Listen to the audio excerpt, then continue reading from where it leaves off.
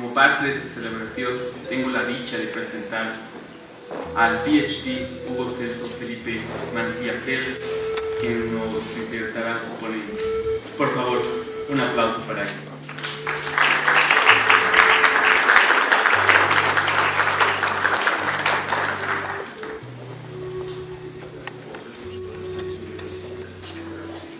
Señoras y señores, empezaré por las conclusiones. Desde hace mucho tiempo se afirma que la porción más interesante del quehacer filosófico en las sociedades ibéricas y latinoamericanas se expresa mediante la literatura, las artes y la ensayística en ciencias sociales.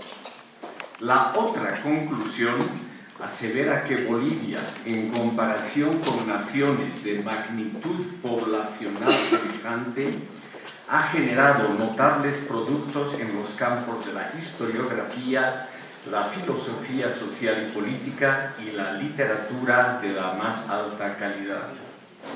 Si dejamos de lado las modas relativistas y la corrección política del momento, y echamos un vistazo crítico sobre la creación filosófica y sociológica en la inmensa mayoría de los países de Asia, África y América Latina, podemos comprobar efectivamente que solo los estados con una población muy grande pueden exhibir manifestaciones intelectuales comparables a la boliviana. Otra cosa muy diferente es que nuestra sociedad no ha sabido o no ha querido apreciar de manera adecuada lo que se ha elaborado en aquellos campos que exigen un cierto esfuerzo de comprensión. Por falta de fuentes escritas precolombinas, es muy difícil la reconstrucción del pensamiento filosófico en la antigua civilización de Tiahuanacu y en los señoríos aymaras posteriores. Lo mismo puede afirmarse del imperio incaico.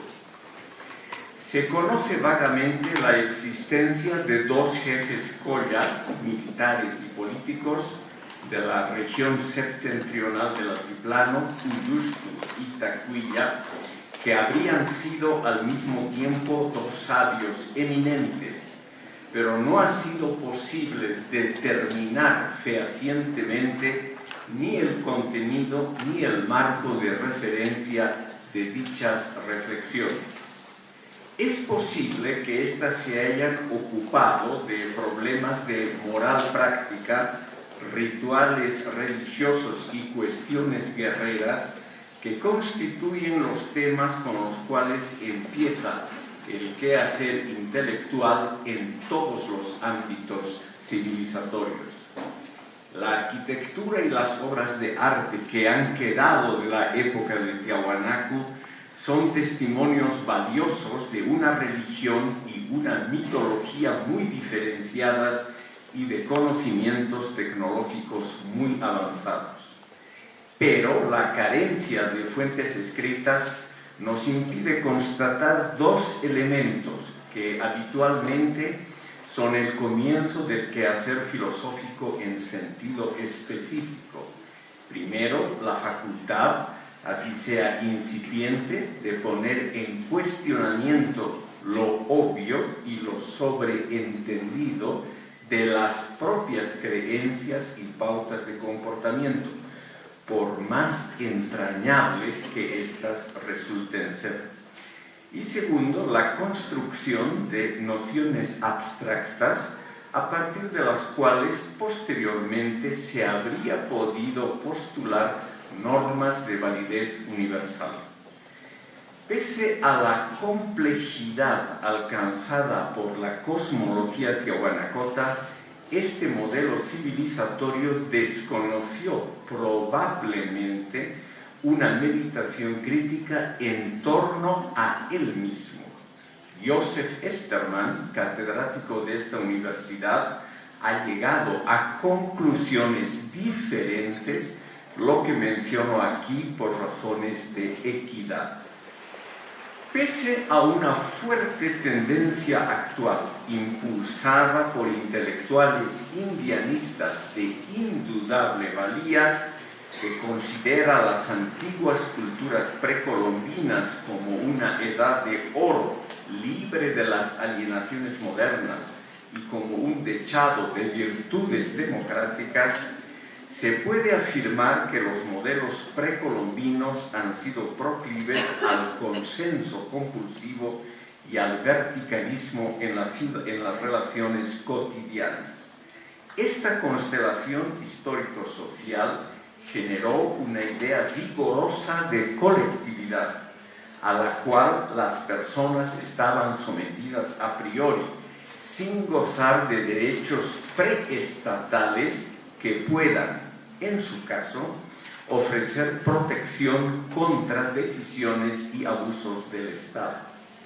No era una civilización donde prevaleciera el derecho al disenso y donde el individuo tuviese una dignidad ontológica superior frente al Estado. La supervivencia y la consolidación de la comunidad era la ley suprema. La idea de una edad de oro propia, exenta de fenómenos de explotación y de prácticas discriminatorias, es aún hoy una parte importante del imaginario popular y uno de los elementos centrales y recurrentes de la filosofía andina consagrados a cuestiones sociopolíticas. Hay que señalar los logros de las civilizaciones precolombinas en muchas otras áreas, logros que están fuera de toda duda, por ejemplo, en la agricultura, las artes plásticas, la formación de sólidas identidades colectivas y los sistemas de solidaridad práctica, lo cual no es poco, ciertamente. Pero es también de justicia llamar la atención sobre un modelo hermético y demasiado homogéneo de organización sociopolítica que a lo largo de los siglos adquiere un cariz básicamente conservador, como lo señaló Arnold Toynbee al referirse al ámbito andino, el cual entorpece la comprensión de la constelación supranacional y de los aspectos positivos de otras culturas. Esta constelación dificulta probablemente hasta hoy la situación de los individuos y de los derechos humanos en las sociedades andinas. Durante la era colonial española en el Alto Perú, es decir, desde 1537 hasta 1825, surgió una cierta actividad intelectual en torno a la Universidad de San Francisco Javier, fundada en 1624. Paralelamente, hay que mencionar que la época virreinal generó una considerable profusión de obras de primera calidad en las artes plásticas, la arquitectura y la música, que pueden ser calificadas como aportes originales a la constitución de un estilo barroco mestizo y por ello manifestaciones propias y específicas de un orden social distinto. Los productos de este periodo en los campos de la filosofía, la teología, la historiografía y hasta la observación de la vida cotidiana resultaron más modestos. En el campo de la literatura, por ejemplo, se puede constatar la ausencia de la novela, la biografía y la autobiografía, que representan etapas precursoras de la meditación filosófica existencialista. En el ámbito universitario, en los seminarios de formación religiosa y en la intensa actividad jurídica y administrativa de la Audiencia de Charcas, se discutió y propagó una especie de filosofía oficialista que tenía como fundamento teórico ideológico una combinación del tomismo clásico, del derecho natural según la Escuela de Salamanca y conceptos derivados del llamado derecho indiano. En todo esto se puede detectar el espíritu del gran pensador español Francisco de Vitoria. Hay que señalar que casi toda la producción filosófica de entonces manifiesta un dilema mayor. Los intentos de crítica y reforma evitan cuidadosamente todo análisis del fundamento estructural de la declinación española, que tenía que ver directamente con una mentalidad adversa a la modernidad cultural e institucional, con un régimen marcadamente autoritario y con una serie de gobernantes de calidad muy mediocre. Aunque no se registraron publicaciones por la falta de imprentas en la era colonial, es razonable pensar que el fundamento teórico-ideológico mencionado más arriba influyera poderosamente sobre la obra de Juan de Matienzo, quien llegó a ser el primer presidente de la Real Audiencia de Charcas. En este contexto hay que mencionar también la contribución del jesuita José de Acosta, quien vivió en La Paz, Potosí y La Plata, hoy Sucre, durante el siglo XVI. Vitoria y Acosta tuvieron una marcada influencia sobre Juan de Solórzano y Pereira y otros pensadores vinculados estrechamente al Alto Perú, como Antonio de León Pinelo, Gaspar de Escalona y Agüero y Fray Gaspar de Villarroel, este último arzobispo de Charcas.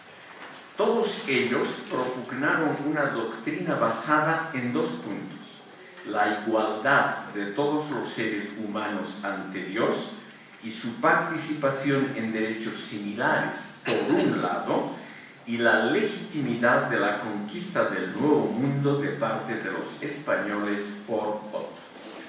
Por otra parte, el pretendido estado de barbarie de los indios obligaría a la corona española a una especie de estrategia pedagógica para convertir a los indígenas a la fe verdadera. Estos autores propugnaron simultáneamente una evangelización que debería llevarse a cabo con clemencia y mediante procedimientos educativos que respetasen la cualidad humana de los indios. Es evidente que desde un mismo comienzo se puede detectar un problema filosófico clásico en la filosofía de la época colonial: la distancia entre teoría y praxis, la diferencia entre retórica y realidad. La constelación teológico-filosófica se volvió más complicada en la segunda mitad del siglo XVII mediante debates públicos acerca de los abusos cometidos por los españoles contra los indígenas, sobre todo en lo referente a la mita, cuestionando su legitimidad doctrinal y su pertinencia económica. Entre muchos otros testimonios de protesta que se originaron también a nivel de los virreyes y en el Consejo de Indias, se debe mencionar en La Plata al sacerdote José de Aguilar, quien llegó a ser rector de la Universidad de San Francisco Javier. Aguilar postuló en 1687 la entonces atrevida hipótesis de que las calamidades españolas, la decadencia de esta potencia en comparación con los avances de los otros estados europeos, tenían que ver directamente con el maltrato continuado y sistemático sufrido por los indígenas altoperuanos. En la producción intelectual de aquella época se puede vislumbrar la mencionada discrepancia fundamental entre los principios humanistas de las leyes de Indias y los lineamientos racionalistas del derecho indiano, por un lado, y la situación real de los indígenas por otro. Esto generó un desinterés teórico frente a la praxis cotidiana del coloniaje.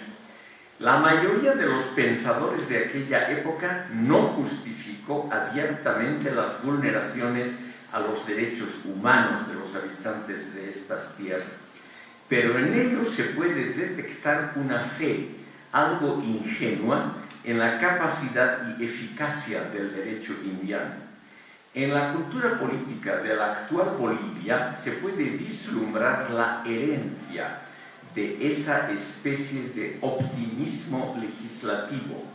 Considerables sectores sociales creen aún hoy que la elaboración de constituciones, leyes y reglamentos constituye un paso esencial hacia el progreso del país, cuando en realidad la praxis diaria de la administración pública, incluido de forma hiperbólica el ámbito universitario, significa la multiplicación de trámites, papeles y sellos. La distancia entre una legislación progresista y una praxis autoritaria fue advertida a fines del siglo XVIII por el último cronista tratadista en tierras altoperuanas, Victorián de Villava, quien fue fiscal de la corona en Charcas y simultáneamente protector de naturales. Villava analizó en forma clara y severa las contradicciones entre la situación legal de los indígenas, que eran vasallos libres del rey, con derechos correspondientes, y la existencia de servicios obligatorios como la mita, mal remunerados y cercanos a la esclavitud.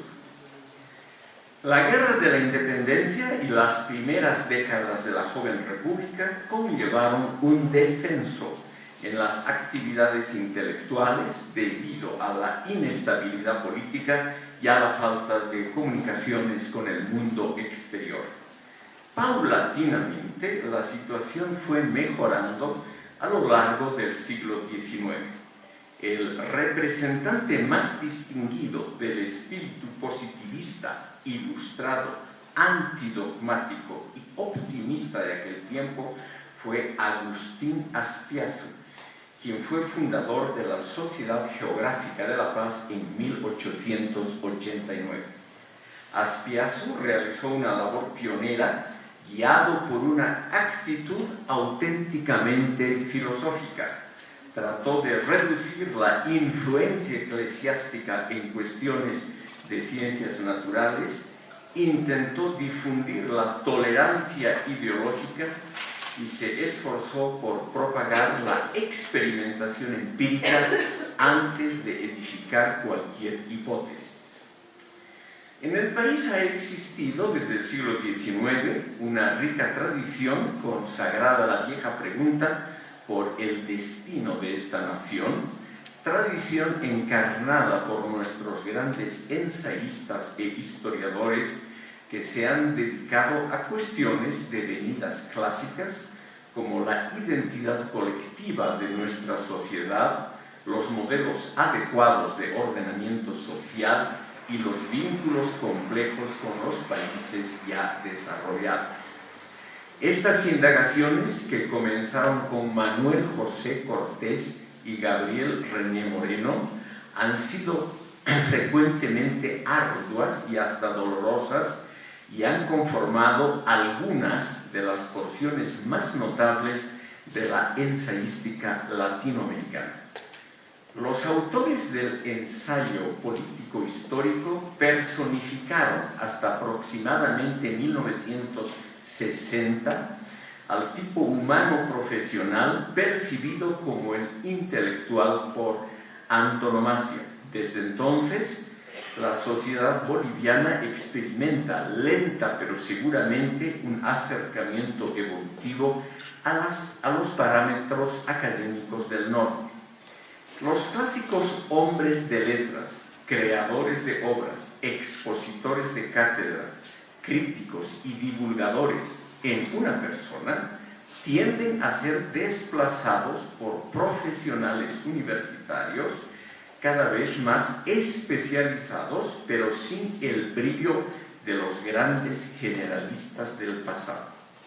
En Bolivia este fenómeno produce un decreciente interés público por los miembros de la llamada generación de la amargura o por escritores como Fernando Díez de Medina.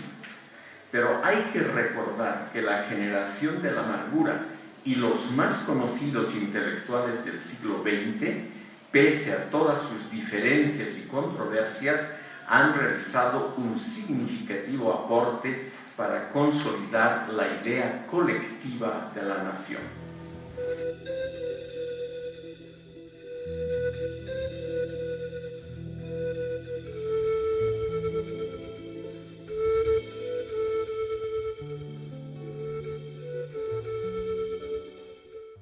Expresa mediante la literatura, las artes y la ensayística en ciencias sociales.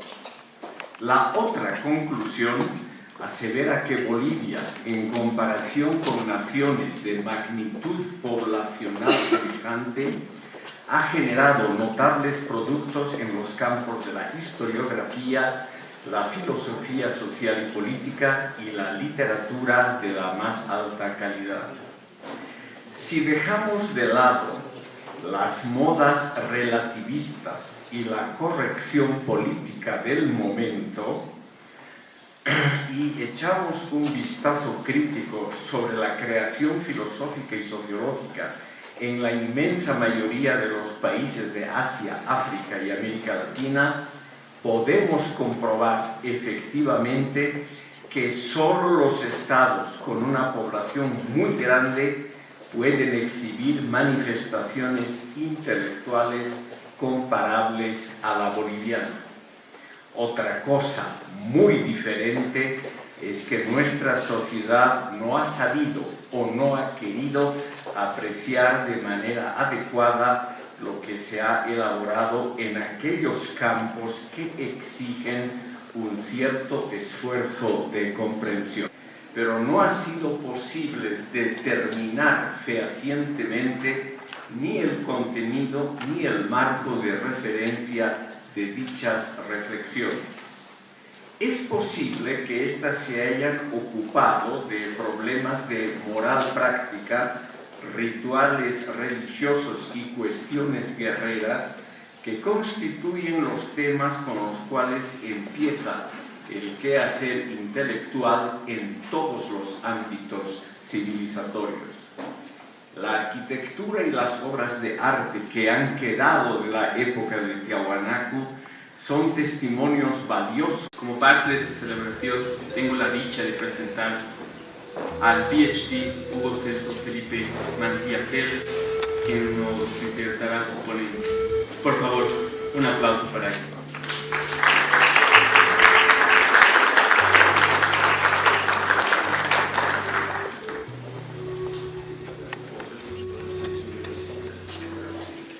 Señoras y señores, empezaré por las conclusiones. Desde hace mucho tiempo se afirma que la porción más interesante del quehacer filosófico en las sociedades ibéricas y latinoamericanas se extiende. Por falta de fuentes escritas precolombinas, es muy difícil la reconstrucción del pensamiento filosófico en la antigua civilización de Tiahuanaco y en los señoríos aymaras posteriores. Lo mismo puede afirmarse del imperio incaico. Se conoce vagamente la existencia de dos jefes collas militares y políticos de la región septentrional del altiplano, Uyustus y Tacuilla, que habrían sido al mismo tiempo dos sabios eminentes